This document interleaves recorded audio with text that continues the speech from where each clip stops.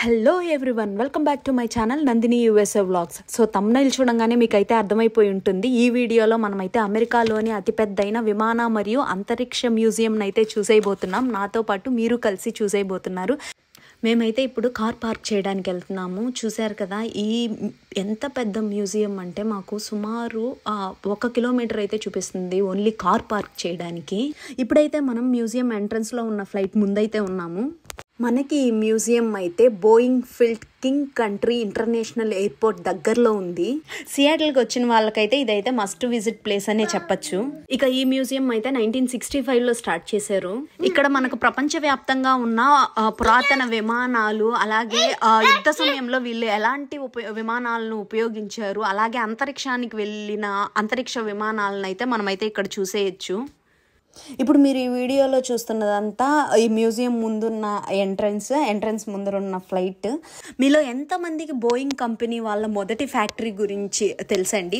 ఒకవేళ ఆ ఫ్యాక్టరీ పేరేంటో తెలిస్తే నాకైతే కింద కామెంట్లో చెప్పేసేయండి.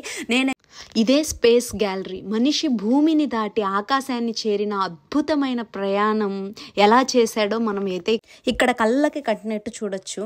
మనమైతే ఇప్పుడు ఈ రాకెట్ లోపలికి వెళ్దాము. లోపలికి వెళ్ళే ముందుగా ఇక్కడ బయట ఏమేమైతే పెట్టున్నారో అవన్నీ ఒకసారి చూసేసి వెళ్దాము. ఇక్కడ బయట ఏమేమి పెట్టున్నారంటే వాళ్ళు ఆ టైంలో ఆ రాకెట్లో ఏ పార్ట్స్ అయితే యూజ్ చేశారో అవన్నీ అయితే ఇక్కడ మెన్షన్ చేసేసి ఉన్నారు. అట్ ది సేమ్ టైం అక్కడ డ్యామేజ్ అయిన పార్ట్స్ కూడా తీసుకొచ్చి ఇక్కడ పెట్టేసి మనకి విజిబుల్గా పెట్టున్నారు.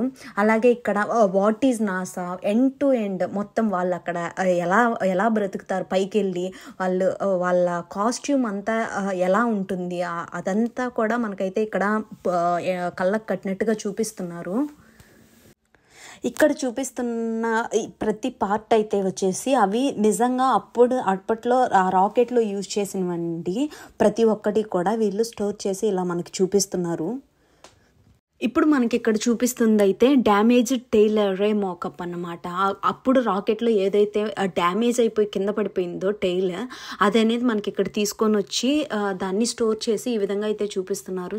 రాకెట్ లోపల ఉండే పార్ట్స్ అన్నీ నేను షార్ట్గా అయితే తీసాను. షార్ట్ అయితే అప్లోడ్ చేస్తాను, తప్పకుండా చూసేసేయండి. అలాగే ప్రెసిడెంట్స్ సపరేట్గా వాళ్ళకంటూ ఒక ఫ్లైట్ ఉంటుంది, వాళ్ళకంటూ సపరేట్గా దాంట్లో క్యాబిన్స్ ఉంటాయి అని మీలో ఎంతమందికి తెలుసండి? ఆ ఫ్లైట్ పేరుని ఏమంటారో మీకైతే తెలిస్తే నాకైతే కింద కామెంట్లో మెన్షన్ చేయండి. అమెరికాలో యుద్ధాలు వచ్చినప్పుడు వాళ్ళు ఎలాంటి యుద్ధ విమానాలను ఉపయోగిస్తారు, ఎలాంటి యుద్ధ విమానాలను ఉపయోగించారో మరో వీడియోలో అయితే చూసేద్దాం.